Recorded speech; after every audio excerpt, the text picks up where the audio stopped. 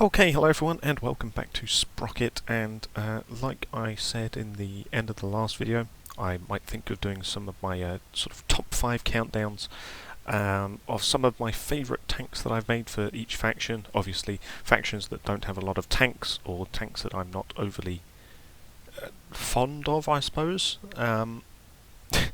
but tanks that I sort of don't look at as much as being some of my best. Those factions will be omitted. However, in that video I did say that I was going to do sort of like the British faction. I do have, after all, 3 pages of tanks here, which is not a lot compared to some of the other people who build in Sprocket, especially on the Sprocket Discord. However, for me, 3 pages of tanks for a British faction is quite a lot, so I thought I would do a top 5 countdown. So welcome to watchmojo.com, and today we're going to be counting down the top 5 British tanks that I've made, starting with this at number 5, which is going to be the Agincourt. It's a interwar tank destroyer, technically based on the chassis of the Mark I Cheetah, which doesn't quite make sense because at that time, in fact, is it even the Mark I? It's kind of based on the Mark I Cheetah chassis. Maybe it's sort of like the Mark II or something. But yeah, the idea of it is it's meant to be sort of like one of those conversion type things, which is converting where's it gone? There it is. Which is meant to be converting a sort of cheetah hull into a tank destroyer.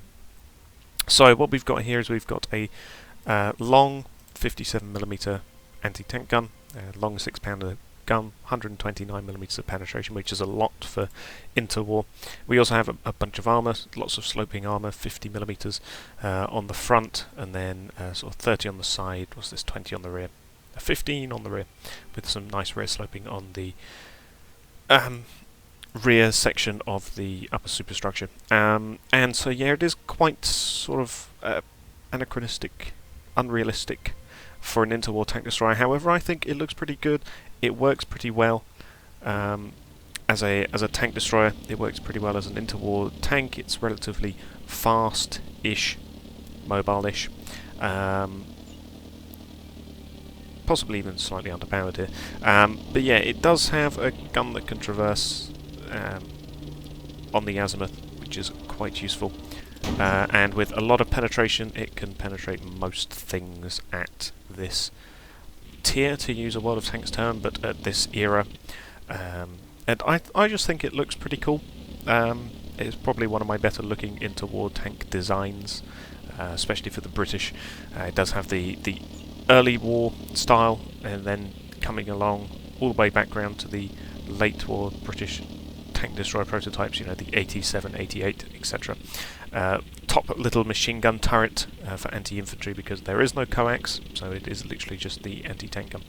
But yeah, it is not bad, in my opinion, at least for a interwar tank of my standard. So here it is at number 5, and looking at the engine here, it is a 16-litre V8, which is quite powerful for this interwar era. So yeah, it is one of my earlier tanks. However, I think it's just a pretty cool looking tank. So that's what it's got to be. At number 4, we're going with a castle.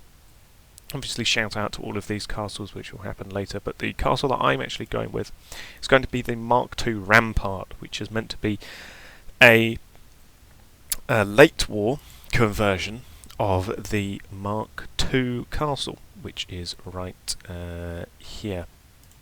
So there it is. There's the base castle, as you can see, with its turret and 20-pounder gun, which again is not realistic for the mid-war era. It should really be at most a 17-pounder. But these were some of my first tanks, some of my first proper tanks, I should say. And so for the Rampart, when I made it, I think when I showed it on the Sprocket Discord, I think I got positive responses from people. It's got a very Jagdtiger looking upper superstructure, which was the point.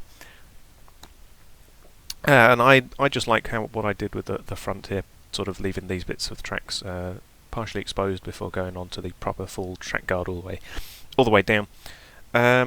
Armour-wise, it is pretty good. It is, after all, based on the castle, so 150mm of frontal hull and therefore frontal superstructure.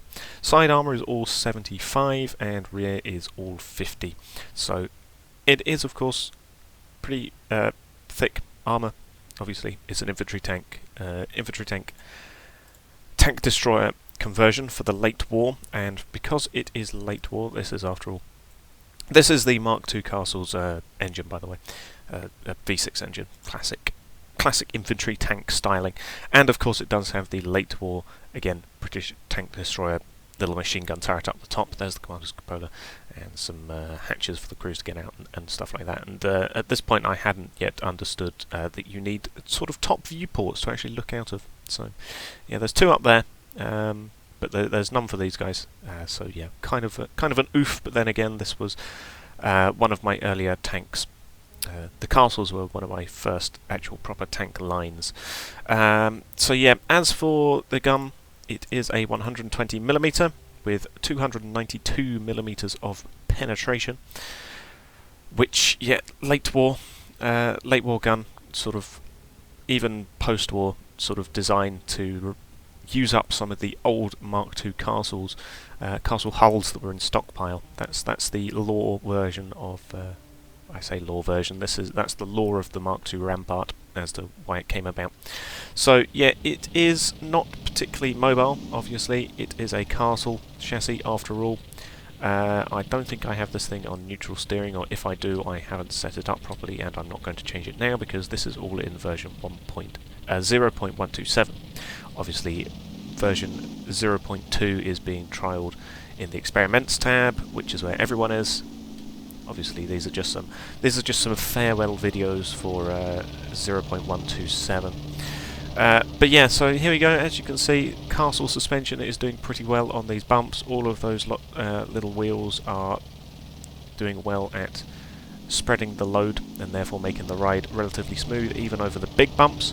And of course, the big 120mm gun can deal with any late war things the Germans or indeed the Soviets throw out at us. So your ISs, yeah, sort of like your IS-3s, your Tiger 2s, your E-75s, IS-4s, all of those things the Rampart can deal with because of the big old gun, and the armour should be perfectly thick enough to deal with the Tiger's 88mm gun.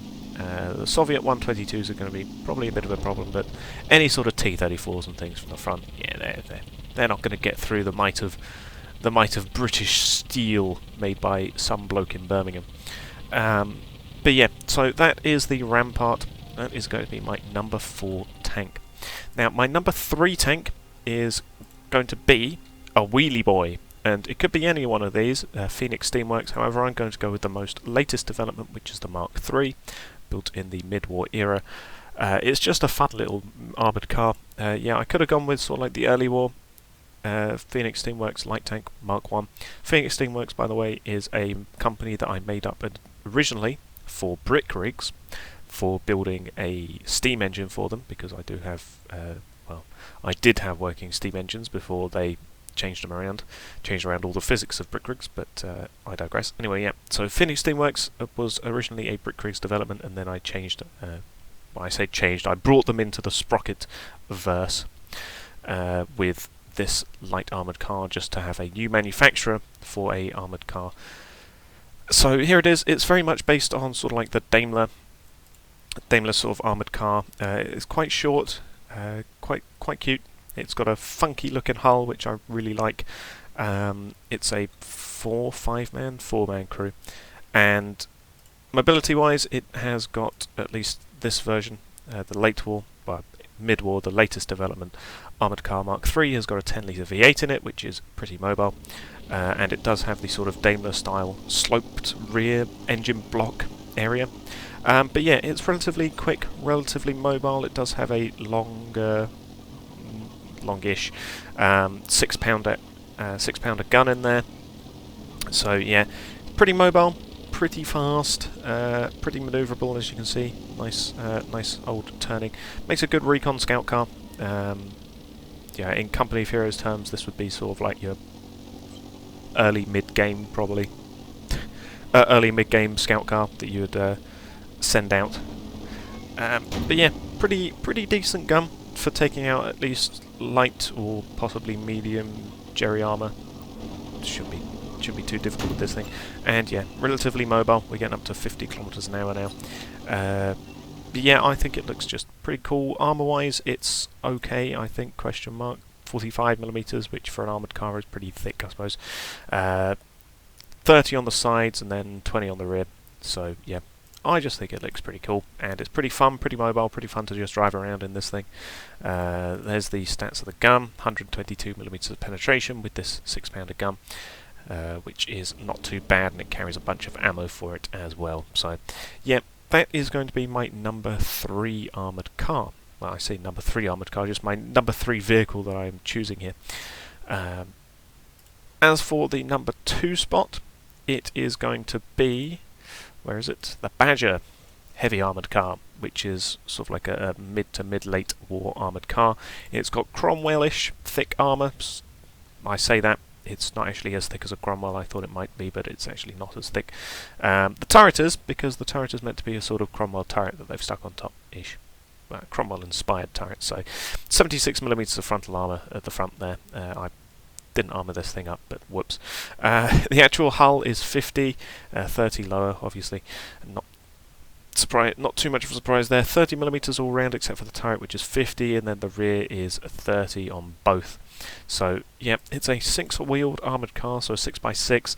It has got a Cromwell-style gun on it, 153mm of penetration, which is perfectly fine for a medium armoured car, which isn't really designed to take on German armour from the front. Panzer IIIs it could probably take on from the front pretty easy, especially short barrel Panzer IIIs or Panzer IIs, things like that. Light anti-tank guns probably could take on from the front. But yeah, it's meant to be a sort of classic British hexagonal style turret, just a rear holder at the back, just to break up the look of it.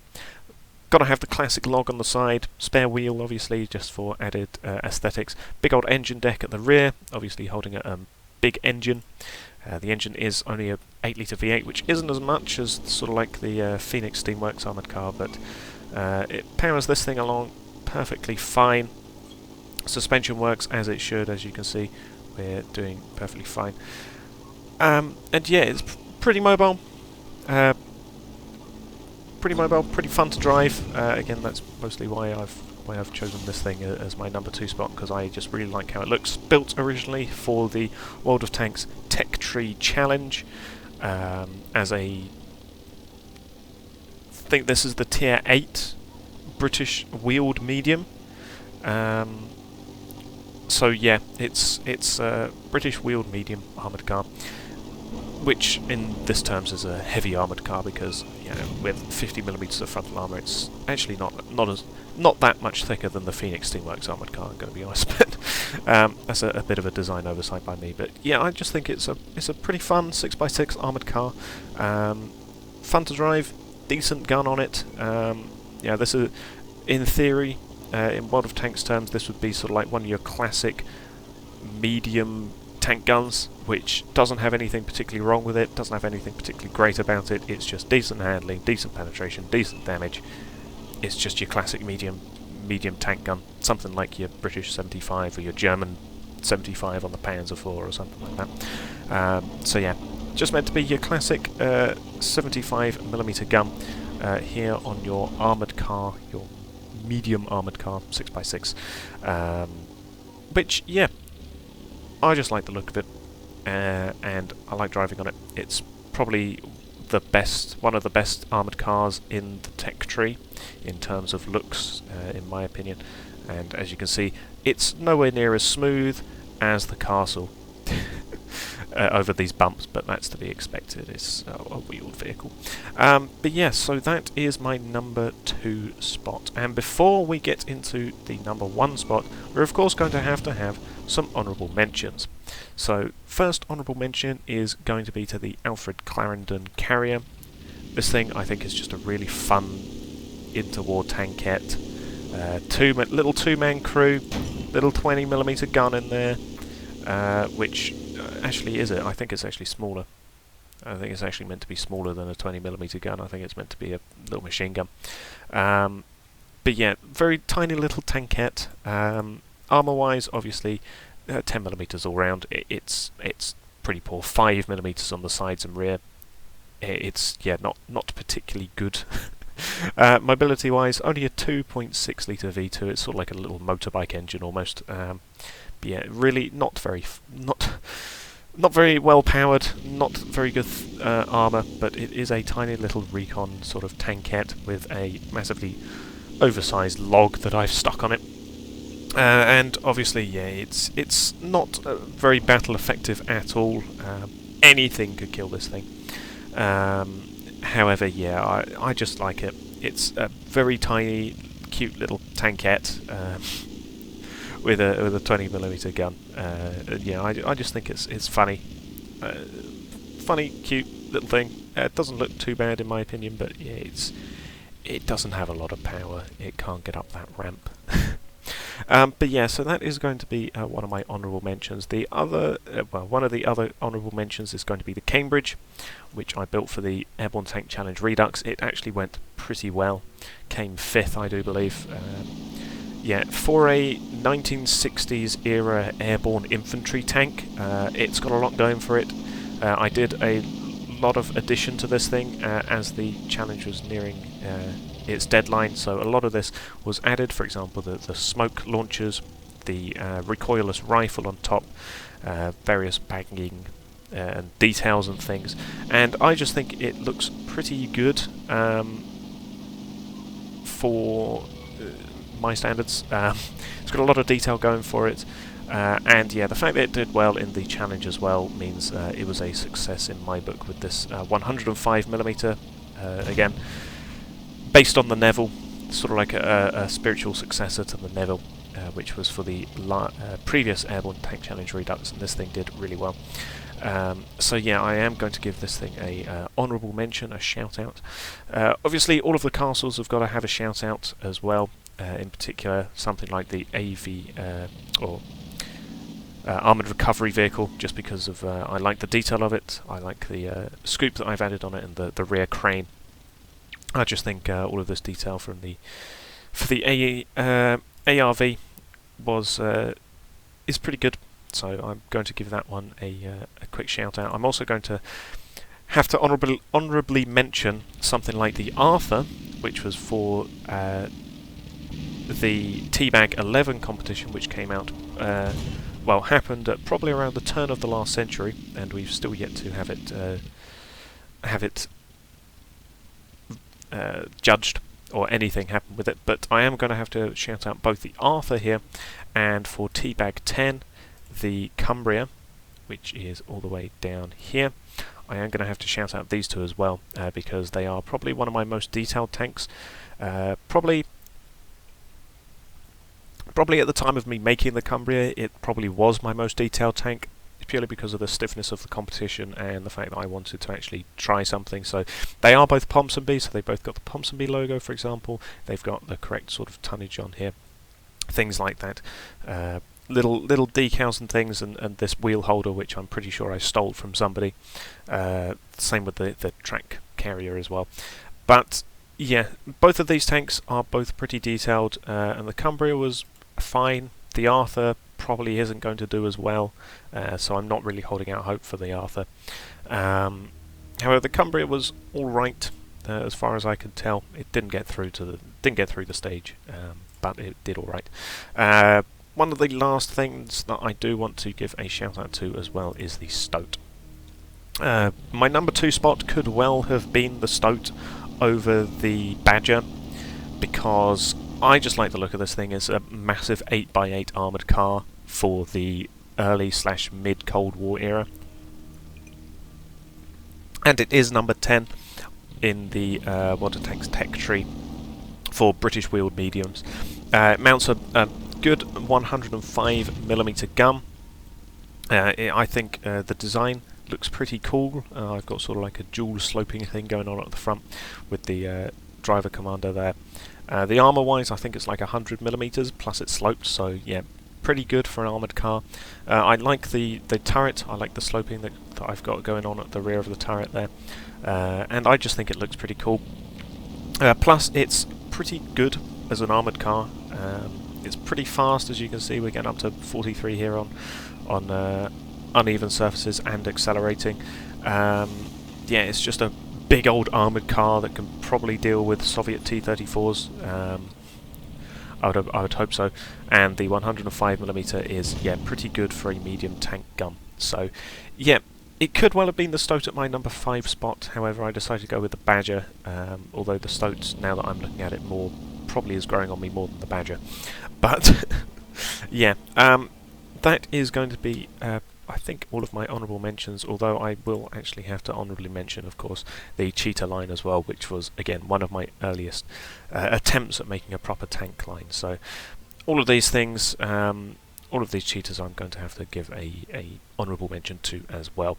And that is it for the honourable mentions, which means we are moving on to the number 1 spot. And the number 1 spot is going to be the Woomera. The Woomera is Aborigine, I think, like spear throwing device, just to help you throw your spears a bit further. And yeah, this was done for the Australian Tank Challenge. I can't remember the name of it, but it was essentially to build a tank for the Australians, and we had various things that we had to accomplish with it. For example, we had to have we had a weight limit. We had to base it on something, either a Matilda or something else. The something else, I think, was a cruiser tank, which is why I didn't go for it. But yeah, so I went with the Woomera, well, I went with the Matilda sort of style design, and for against the Japanese, which is what the challenge was initially for, against the Japanese, the Woomera is overkill, 90mm of frontal armour, and side armour. Rear armour is only 40 because I had to skimp somewhere. However, yeah, side armour 90. This bit is only 40, but from the side it is highly sloped. So, yeah. Against the Japanese, this thing is overkill. However, in the lore, I wanted the Woomera to also be able to support the Australians in other theatres, namely Africa, where they're going up against actual tanks, German armour, going up against Panzer IIIs, Panzer IVs, Tigers. And I wanted the Woomera to be able to support the Australians in there, considering how successfully the Matilda ruled, the African theatre.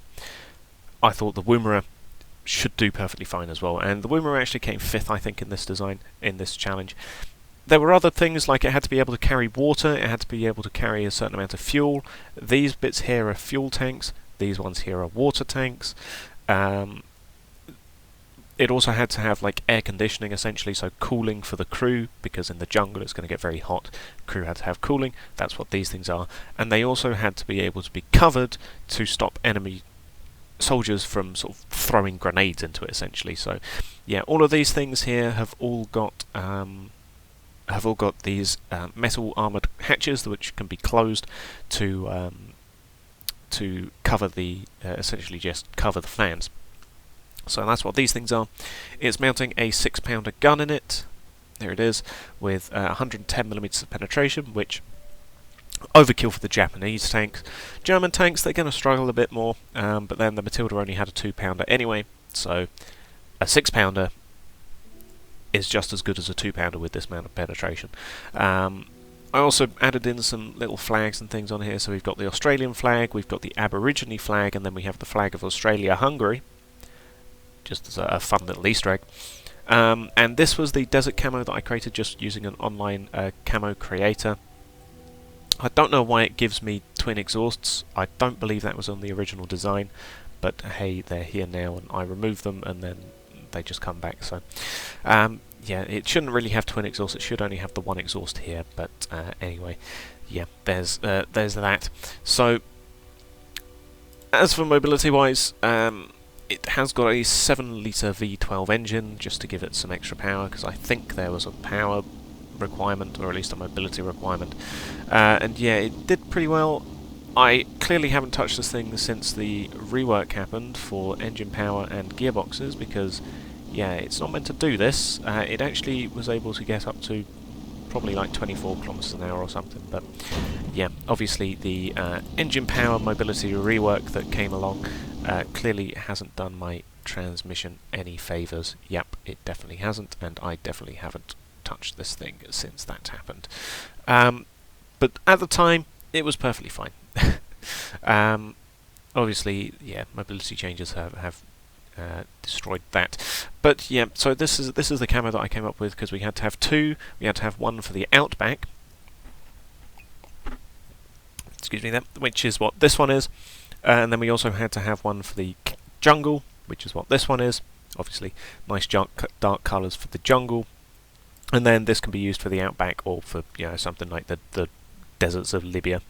Or indeed Africa, so sort of serve that purpose as well. And yeah, I just think the Woomera was pretty good as a tank, and it did decently well in the challenge as well. So clearly, it did work. The challenge person also thought so as well, and I did also go ahead and make other variants. For example, I made the close support variant here, which is using the 95mm howitzer just for infantry support. You've seen this on things like the Cromwell, although I think the Cromwell had actually a different designation for it when it had the close support howitzer. Oh, this one actually has the gears actually working properly.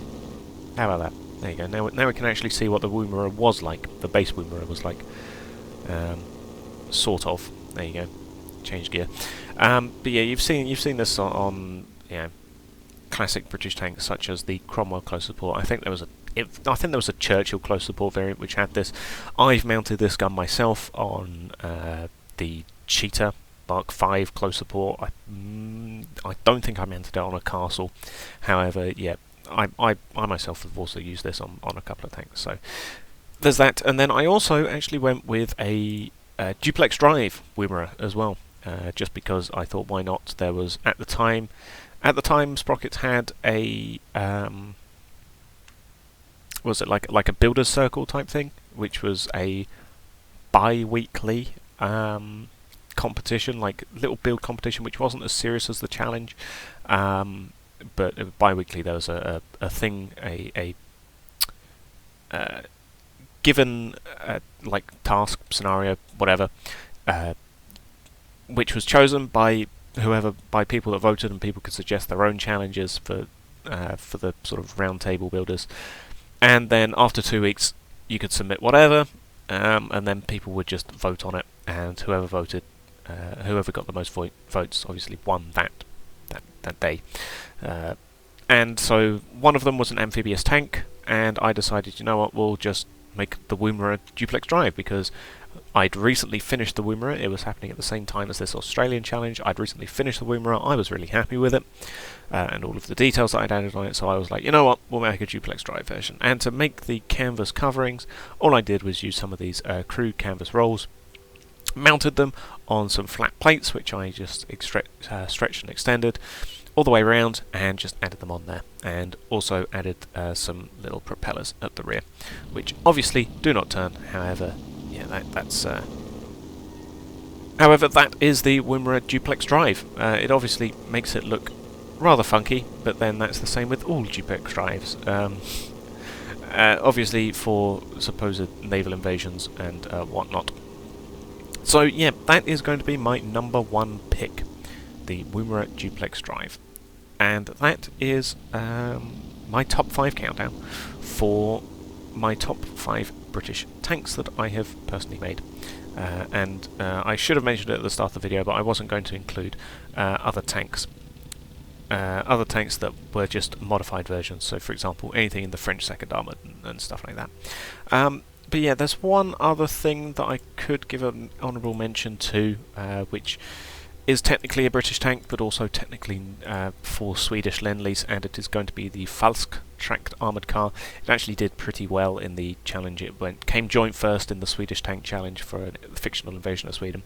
But yeah, this was like a fake armoured car thing, which I was forced to make a tank, born to make an armoured car, So I made this thing, which is an armoured car with optional tracks, essentially. If you don't want the tracks, you remove them and you've got yourself a perfectly working armoured car, but if you need a light tank, you can go ahead and mount tracks to it, and then there you go, you've got this thing, the falsk, which means false in, I think, Swedish. And it mounts a little 2-pounder gun with a Little John adapter. It came joint first in the challenge, like I said, and yeah, that is it for my British tanks for real this time. But yeah, that's just an honourable mention that I forgot to shout out. But yeah, so that is going to be it for this video. I will thank you all for watching, and goodbye.